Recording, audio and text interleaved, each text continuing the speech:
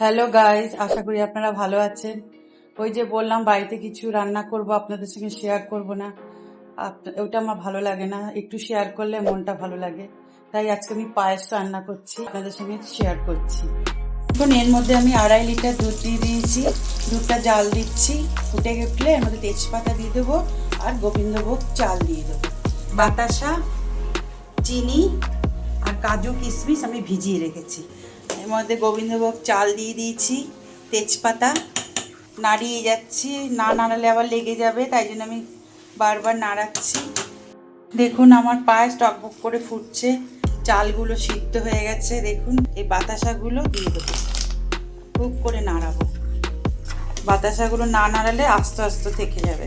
চিনি আমি হাফ বাটির মতো চিনি দিলাম, তারপরে চিনিটাকে দেখে নেবো, যদি মিষ্টি না হয় তারপরে আবার দেবো। আমুল স্প্রে জল দিয়ে গুলে আমি রেখেছি, এই দেখুন। এবার এই আমুল স্প্রেটাও আমি দিয়ে দেবো। অনেকটা ঘন হয়ে আসবে, তখন আমি এর মধ্যে ভিজিয়ে রাখা কাজু কিশমিশ দিয়ে দেবো। পুরো গাঢ় গাঢ় হয়ে গেছে, আমি বন্ধ করে কিছুক্ষণের জন্য ঢাকা দিয়ে রাখবো ঠান্ডা হওয়ার জন্য। দেখুন আমার পায়েসটা হয়ে গেছে, ঠান্ডা হয়ে গেছে। দেখুন